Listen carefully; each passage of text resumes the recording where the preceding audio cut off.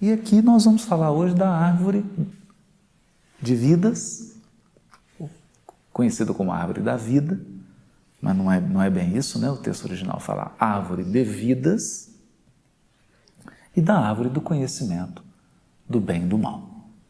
No episódio anterior, nós comentamos sobre o jardim de Éden, porque o povo hebreu sempre interpretou Éden como um adjetivo, né?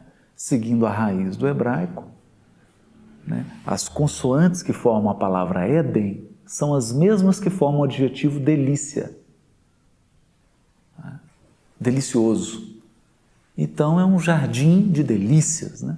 A palavra jardim foi traduzido para o grego como paraíso e entrou na tradição religiosa, sobretudo na tradição católica, como o paraíso. É claro que depois eles mudaram um pouco o paraíso, né? Começou a pôr anjo com trombeta, uma série de coisas que não tem no original, né? Mas isso também é comum acontecer. Depois de tantos anos, as pessoas vão acrescentando fatos, mas o certo é que, do ponto de vista bíblico, o paraíso, que é sinônimo de jardim, é uma obra de Deus. Foi Deus quem cultivou. Ele se parece com um pomar, porque ele dá a ideia não de uma floresta, não de árvores nativas, mas ele dá a ideia de um local que foi cultivado com vontade, com intencionalidade, com um programa, com um projeto, não é? Então aqui não é simplesmente construir uma casa, é chamar um arquiteto que vai desenhar, que vai pensar cada espaço, refletir, depois ele chama o engenheiro para executar o projeto. Então o jardim aqui, o paraíso divino, foi planejado, executado, acompanhado, decorado pelo próprio Deus. Então é obra dele. Essa é a grande metáfora. É uma metáfora. Qual a metáfora? A metáfora aqui é a metáfora da soberania divina. Então, o homem enquanto o ser humano, né? Não trata de gênero, não é homem e mulher, o ser humano, o Adão, ele é colocado no jardim. Então, quando ele chega, o jardim já está pronto. O jardim não dependeu de uma escolha dele. O jardim não contou com a opinião dele. Ele não opinou. Ele não foi consultado. Ele não participou da execução do projeto. Ele foi convidado a habitar e a cuidar, manter, cuidar. Esse cuidar, e aqui está um elemento fundamental do texto. O cuidar significa preservar e não alterar. Então ele é convidado a preservar o jardim, não a alterar o projeto original. Então isso é muito interessante. A que isso nos remete? Nos remete à nossa criação espiritual. Não é? Não sabemos, e os Espíritos são claros ao dizer isso no Livro dos Espíritos.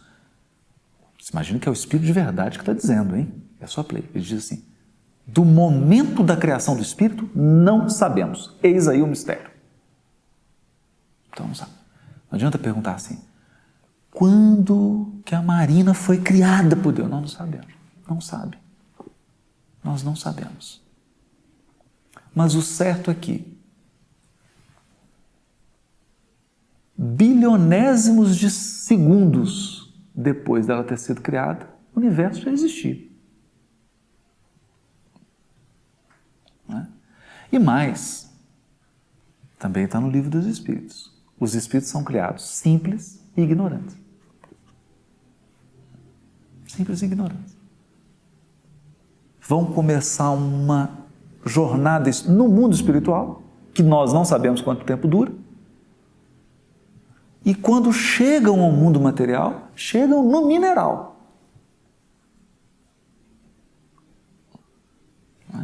Então, imagine, quando o princípio inteligente chega no mineral, ele já percorreu um longo caminho da descida, que ele sai de Deus e vai descendo, vai descendo. Nesse caminho, tudo indica, ele é potencializado. Ou seja, nós já conhecemos o destino, porque nós começamos do fim. Isso é que é bonito, né? Nós já sabemos o que é estar ao lado de Deus, porque é lá que a gente começou. Não é? É a mesma coisa. O filho sabe o que é o útero da mãe, porque ele começou lá. Não é? Então, estar em absoluta comunhão com Deus não é um fato desconhecido de nenhum de nós. Nós já vivenciamos isso. Depois disso, ele nos entregou para as inteligências divinas e nós fomos potencializando. Então, quando chegou no mineral, nós já temos a memória da nossa chegada. E aí começa a evolução agora, começa a ascensão. Nesse período que vai do mineral até o hominal, então ele passa por todo o reino, né, das organizações. Hoje a ciência não chama muito de reino mineral, né? Isso mudou um pouquinho. Mas vamos imaginar assim, o mundo inorgânico, fica melhor. Aquilo que é inorgânico. A pedra, o cristal, o vírus, né? Que está na transição. Depois o mundo orgânico, mais para a questão da flora, do vegetal. Depois ele adentra no animal. Quando ele está no nível do animal, o princípio inteligente não possui pensamento contínuo. Não possui. Então ele dá uma desligada. Ele pensa e desliga. Não é como a gente. Ele não tem pensamento contínuo. Nesse estágio funciona o quê? Funciona o instinto, que segundo uma dissertação de Kardec na codificação, na Gênese e no Livro dos Espíritos, Kardec vai trabalhar com várias hipóteses da origem do instinto. Depois vale a pena lerem isso, procurar para ler. E Kardec vai concluir com uma hipótese que me parece extremamente plausível. Extremamente plausível. Da origem do instinto. O que é um instinto no animal? Porque o instinto é infalível. Ele não erra. O instinto é universal. Não existe diferença da formiga brasileira para a formiga americana. Nem para a formiga africana. Aliás, é um fato curioso, né? Acho que no Nordeste, não sei, um sujeito que ele é especialista em formiga. Mas o pessoal assim, da roça mesmo, não é nenhum cientista, não. Né? É experiência prática. Né? E aí foram os pesquisadores lá, ele chamou, falou, eu vou mexer nesse formigueiro aqui, a hora que eu jogar isso aqui, vão vir as formigas que são os soldados, são as protetoras. Aí ele mexeu lá e vinham os soldados. Agora eu vou jogar uma folha aqui e vai vir as trabalhadoras. Quer dizer, tem uma organização, uma estrutura organizacional em um formigueiro. Ou se você pegar uma colmeia de abelhas. Há uma estruturação em uma organização que é universal e que é infalível. Quando ocorreu o primeiro tsunami, as pessoas estavam lá e começou o tsunami. Porque ele começa primeiro, né, um fenômeno no mar, até chegar à água demora um tempo. Quando começou o tsunami, os elefantes, os bichos da ilha subiram tudo para o ponto mais alto.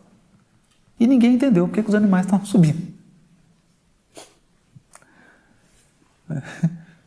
Imagine o que é. Daí vem o tsunami. E os inteligentes todos morreram. Só ficou os animais, né? Só ficaram os animais. Então, considerando essas características, Kardec vai postular que o instinto é o próprio Deus agindo nas criaturas. Então, é a onisciência divina cuidando dos seus filhos que estão no estágio evolutivo, onde não há razão ainda. Se não há razão, não tem discernimento. Não é? Por exemplo, alguém já viu um tigre num consultório com crise de identidade porque ele queria ser um leão? Isso não existe. Não é? Ele não tem discernimento. Ele não atingiu a razão. Como ele não atingiu a razão, ele não consegue refletir sobre o que existe e quem ele é. Então ninguém vai encontrar um cachorro refletindo, né? Só quem eu sou, por que o mundo é assim, por que existem cães diferentes. Não, isso não faz parte. Ele não atingiu a razão. Uma vez atingida a razão, que é quando o princípio inteligente chega no reino hominal, no estágio humano inicial, que é o homem lá das pedras, né? O Fred Flintstone. Quer dizer, Fred Flintstone já está na frente, né? Bem antes do Fred Flintstone. Então, o homem da pedra lascada mesmo, o primata. Né? A gente já começa a perceber isso na transição. Então, você olha, por exemplo, um cavalo, para alguns tipos de macaco, já começa a ficar sofisticado. Você já percebe que a razão está chegando. Ele já consegue, né, o elefante, o próprio cão, né? O cachorro é uma coisa impressionante, né? Você já percebe ali um lampejo de razão. Mas quando a razão chega, aí ele começa, isso é rio, isso é. Ele começa a quê? A exercer as funções que são de Adão. Adão aqui não é a pessoa, o CPF 873-462, não.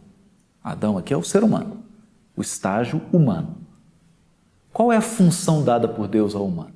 Que ele nomeasse as coisas. O que significa isso? Discernimento. Então você distingue. Isso aqui é uma câmara, isso aqui é água. Porque dar nome é separar, é discernir, identificar, classificar, refletir sobre, olhar para si. Olha, engraçado, Deus, minha cor da pele é essa, a cor do outro é... Você começa a discernir. Aí você dá nome. E exercer um papel de controle. Porque aí, para aqueles seres que ainda não atingiram isso, evidentemente ficam submissos a ele. Porque esse é um poder extraordinário. O poder da razão e o poder de discernir. Um pouquinho mais à frente, na razão, começa a surgir o senso moral. O senso moral. Então, surge agora não mais o discernimento racional, mas o discernimento moral. Bem e mal. Mas o que é o bem e o que é o mal? Agora nós vamos entrar no texto.